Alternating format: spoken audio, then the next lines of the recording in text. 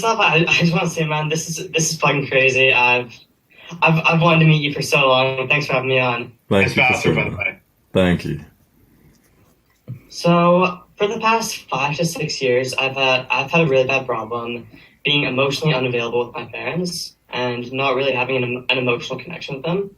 Especially my dad. Like for my mom, it's the connection. It's good, but definitely can be better. But for my dad, I haven't had an emotional conversation with him for a few years now.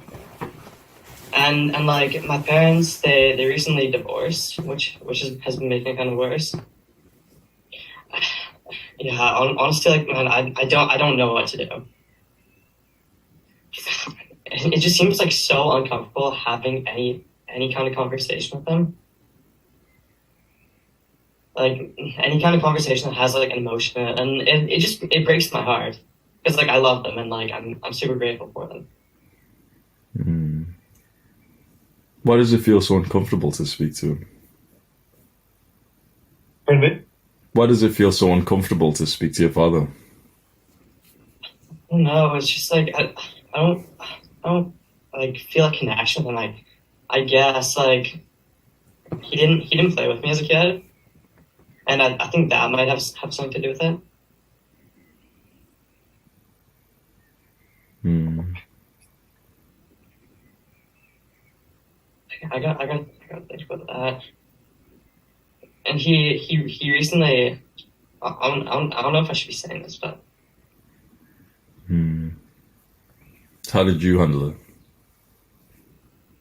honestly I don't know. I guess just by like isolating myself, and like at about that time I started taking self improvement really seriously, and it could have been one of the reasons why I just want to focus on self improvement.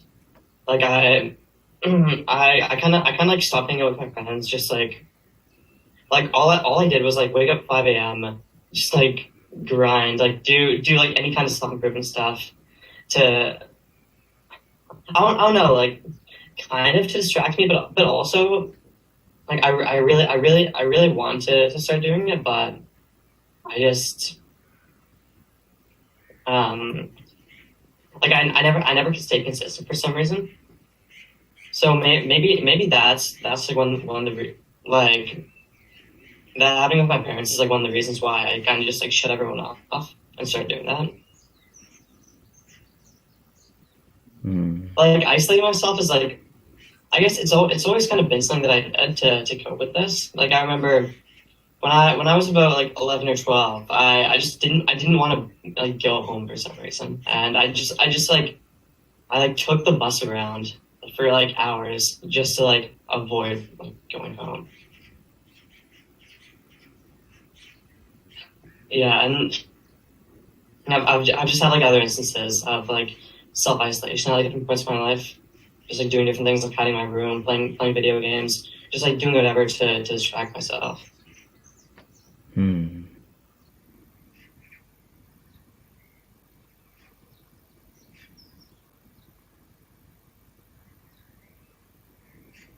Is your father not living in the house now then? It's a weird situation. Like my parents, they bought a new house with like different sections, and my dad lives in one section, and my mom lives in the other with me.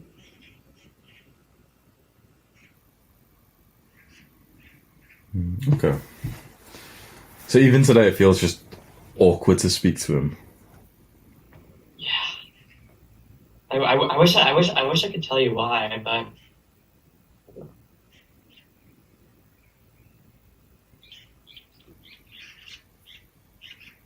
Do you love him? yeah, because like he's my dad. Like he's done so much for me, and like I'm really grateful for that. Do you tell him these things? Yeah, yeah, occasionally, but like saying that kind of stuff, like saying like I love you. Like my family just says it all the time, and it's been like normalized for a while.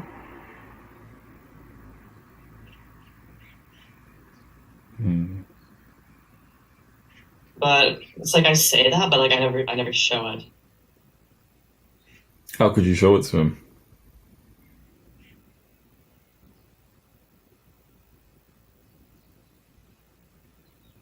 I guess just by like spending more time with him, like asking him like how his day went and stuff.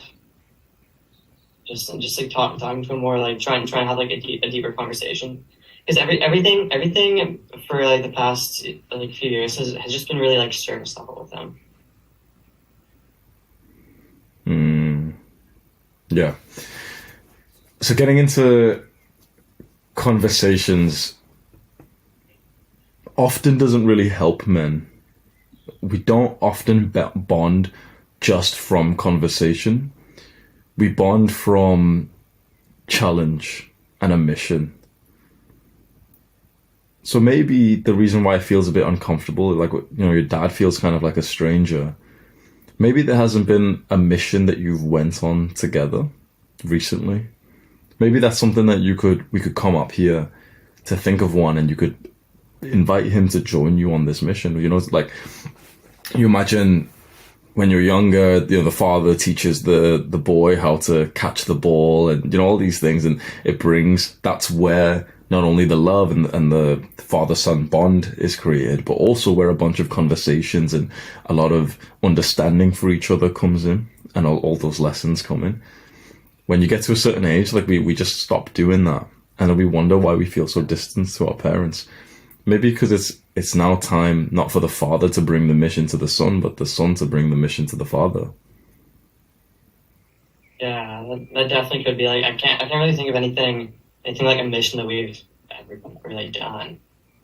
Like he used to like help me practice baseball, but that was a while ago, and like we used to like go on like bike rides sometimes, but that was like years ago as well. Does he like going to the gym? He he hasn't been to the gym. No. Do you? Yeah, definitely. Why don't you take him with you? Take him with you. Yeah, yeah. I mean, good. Like I remember like 6 or 7 years ago, we went to the gym a couple times. That could be an awesome thing you could do together. You could take him to the same gym. You train together. He spots you, you spot him. It feels really wholesome. Growing together, you have this shared goal. Both of you know the same things. You can now, you know, afterwards get like the protein shake, or you know, make some meal with a bunch of meat or something at home together. So you still have, there's a lot of you could bond with, and you can share some milestones together. He hits, you know, 1 plate bench, 60 kg, 100 kg bench or something. You're hyping him up, and it's like, you know, because in that kind of environment, it wouldn't be abnormal for you to, for example, like, fist bump your father and congratulate him. Whereas in most other environments, you probably wouldn't really do that. Like, you probably wouldn't walk into your kitchen like, "Oh, what's up, Pop?" How does that sound? Oh, pardon me? How does that sound? Yeah, that sounds good. Like I know he was thinking about going to the gym, so that could 100% be something that we do. Yeah, thank you, man. You're welcome. Why don't you just ask him today? Why don't you just ask him, like, you know, you were talking about joining the gym. Why don't you just start coming with me and we can train together? I would probably guess that he would be taken aback by that like request that you're saying. He would genuinely find that like the most exciting thing ever. Like, the night before you're going to the gym, he'll have his clothes like laid out ready, as if, you remember when before we were going to a field trip, and you'd be like ready, you're so excited through the night and everything, you got your clothes ready. I bet he'd be doing that. I bet he'd already be visualizing like how it's gonna go, and he's gonna have this sweet bonding moment. It's gonna be exciting. Yeah, 100%. Like we've never done something like that before, so yeah, for sure. No, that'd be great, bro. Thank you so much. You're welcome. And like just another quick thing, kind of relating to like the emotional unavailability is like it's kind of happening with like my friends as well. Like I think it started off with my parents, and then it slowly got worse, and now it's kind of happening with like me and my friends. like one of my best friends. Like I've kind of seen our relationship just like deteriorate. He's like an amazing guy. Like I love him, but like there just hasn't really been something there. Like no real emotional connection. Hmm. Was there that kind of connection previously? Yeah, for sure. Like we both really bond over like working out and business and all that. And like we still like kind of talk about that stuff occasionally, but it's always just like kind of a dry conversation. Hmm.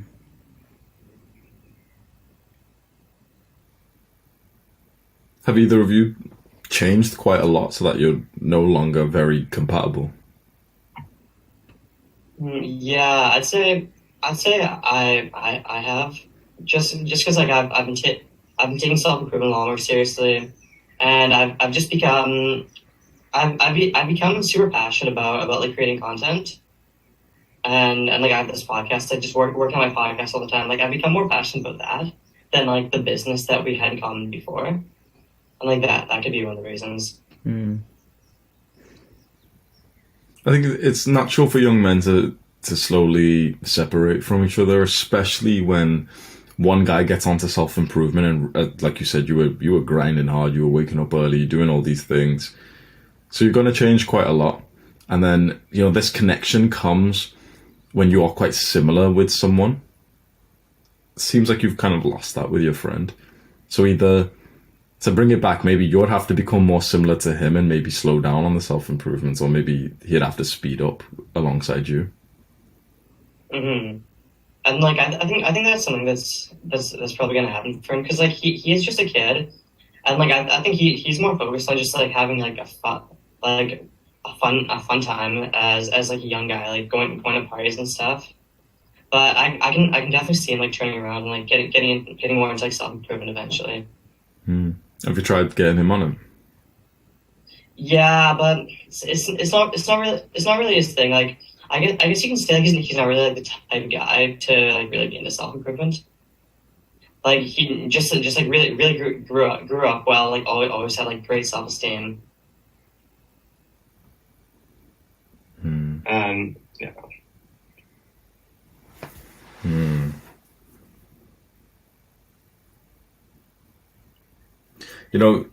All of this stuff that we do here it's hard enough, isn't it? It's trying to manage everything and the mental health stuff and the gym and all of the other things that we have to do or that we can do to improve. It's hard enough even when you really want to do these things. And so to try and bring all this to someone who doesn't really want to do it, at that point it's just like, I've personally never seen it done before. The amount of like guys who have tried to ask me for advice on how to get their friends onto self-improvement, and unless their friend is already like really wanting to, but if their friends are just kind of like normal guys who are just enjoying life and everything and they don't really care about these things, I've never seen it been done before. Because you're trying to convince someone there's a problem and they don't feel it. If you know a friend right now who hates his life, who already, for example, is going to the gym, and you now want to bring him to meditate, okay, it's a bit easier. We can teach him these things. You can show him a video or something. But if there's like someone who's genuinely just kind of like happy and content with their lives, and then here's you telling him like, no, but you don't understand. Like, so every time you do it, you reset your streak, and then once you go back, like, just leave him alone, bro. Like, he's happy without this stuff, bro. Like, I wish I could be like him, bro.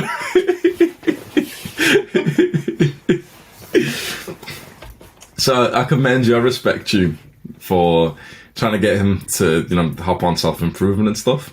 I'd say maybe the easiest thing you can do, very similar with your friend as well, see if he'll come to the gym with you. It's the easiest thing you can get a guy on based on self-improvement is don't try and get the huge commitment from him to like, train every day or anything, but more like a social event. Ask if he'll come to the gym with you like tomorrow at 9 a.m. for example, and we can go as friends and we can laugh at stuff.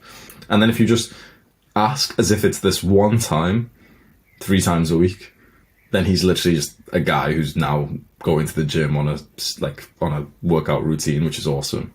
So I'd probably go about it that way. Yeah, for sure, and just find something like you said, it's kind of like a mission that we can do together. Absolutely. That'd be great, man. Yeah, thank you. You're welcome, Samuel. Thank you for coming on the call. Well, thank you so much, Hamza. You're Appreciate welcome. you. Take care, bro.